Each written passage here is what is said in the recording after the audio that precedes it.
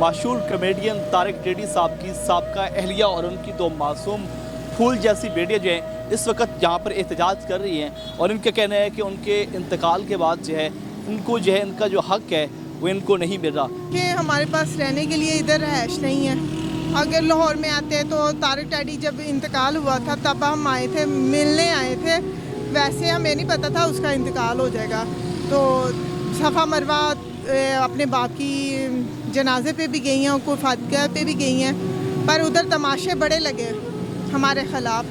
अब आई हूँ तो सिर्फ बच्चों के हक़ के लिए आई हूँ, क्योंकि इनका हक़ बराबर बनता है। और इन बच्चियों को स्टडी के लिए हमारे पास पैसे नहीं है, ना बुक्स के लिए खर्चा है। स्कूल से निकाल दिया जी, किसने निकाला है? स्कूल वालों ने। स्कूल वालों ने? किस वजह से? उन्होंने कहा जब तक आप लोगों की फ़ी नहीं जमा होती तब आप लोगों ने स्कूल नहीं आना। ओए होए। बिस्मिल्लाहिर्रहमानिर्रहीम, अस्सलाम वालेकुम नाज़रीन, आपका मेज़बान ज़ीशान अलवानी आपकी खिदमत पे हाजिर है और आप देख रहे हैं पायनियर वर्ल्ड न्यूज़। देख सकते हैं मौजूद हूँ लाहौर प्रेस क्लब के पहले। यहाँ पर मेरे साथ मशहूर कमेडियन तारिक टेडी साहब की साबका अहलिया और उनकी दो मासूम फूल जैसी बेटियां जो हैं इस वक्त यहाँ पर एहतजाज कर रही हैं और इनका कहना है कि उनके इंतकाल के बाद जो है इनको जो है इनका जो हक़ है वो इनको नहीं मिल रहा। क्या कहानी है, क्या मामला है, इनसे बात करते हैं। अस्सलाम वालेकुम। वालेकुम सलाम। ये बताएं कि क्या मामला हुआ कि तारिक टेडी साहब के इंतकाल के बाद आप और अपनी बच्चियों के साथ दर बदर की ठोकरें खा रही हैं? देखिए, हमारे पास रहने के लिए इधर रहायश नहीं है। अगर लाहौर में आते तो तारिक टेडी जब इंतकाल हुआ था तब हम आए थे, मिलने आए थे। वैसे हमें नहीं पता था उसका इंतकाल हो जाएगा। तो सफ़ा मरवा अपने बाप की जनाजे पे भी गई हैं और फातिहा पे भी गई हैं, पर उधर तमाशे बड़े लगे हमारे ख़िलाफ़। अब आई हूँ तो सिर्फ बच्चों के हक़ के लिए आई हूँ, क्योंकि इनका हक़ बराबर बनता है। और इन बच्चियों को स्टडी के लिए हमारे पास पैसे नहीं है, ना बुक्स के लिए खर्चा है। तो आगे तारिक टेडी हमें अदालत में खर्चा देते थे 21,500। अब छः माह हो गए खर्चा बंद पड़ा।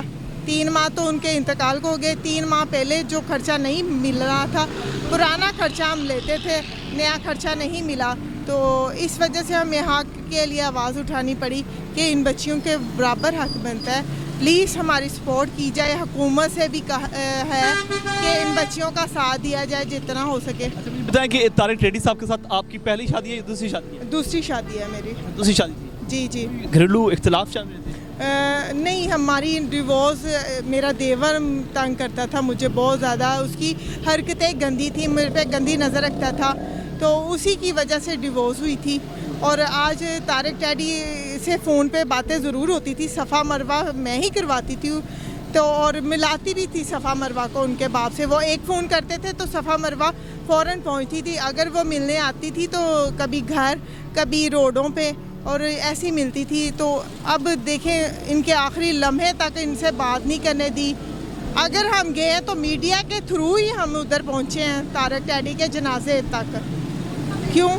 ये इनका हक़ नहीं था? अच्छा, मुझे बताएं कि सफ़ा मरवा जो हैं ये उनकी बेटियां हैं तारिक टेडी साहब की, तो क्या जब उनका इंतकाल हुआ उसके बाद हुकूमत ने कोई इनकी हेल्प नहीं की? बिल्कुल नहीं की। किसी हुक्मरानों ने और या किसी फील्ड वाले ने इनके सर पे हाथ भी नहीं रखा। यही नहीं यतीम हुई थी उस दिन, इन्होंने सारे सोनू को गले लगाया। ये सफ़ा मरवा नहीं नज़र आई थी? ये तो कहा जा रहा है कि सोनू को बाकायदा वज़ीर आला पंजाब परवेज़ इलाही साहब की तरफ से नौकरी भी दी गई है सरकारी? जी बिल्कुल दी है। उनको 30 लाख भी मिला है। जो तारिक टेडी की बैंक बैलेंस है वो भी उस पर सोनू का हाथ।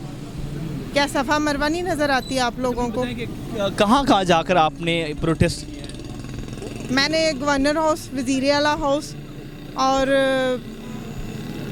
प्रेस क्लब के बाहर और बाकी मीडिया में मैंने इंटरव्यू दिए हैं कि मेरी बच्चियों का हक़ दिया जाए और ये पढ़ाई स्टडी जारी रखें। अगर तारिक टेडी होते आज मीडिया में नहीं आता। अच्छा, मुझे बताया कि जब तारिक टेडी साहब जिंदा थे उस वक्त इनको खर्चा भेजते थे?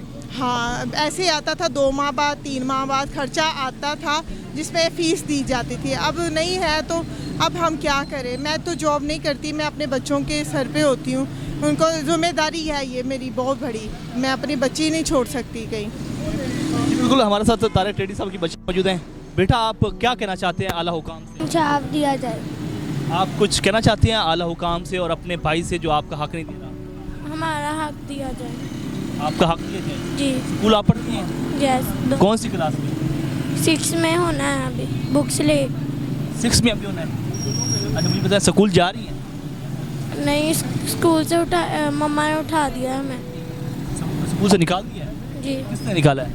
स्कूल वालों ने। स्कूल वालों ने? किस वजह से?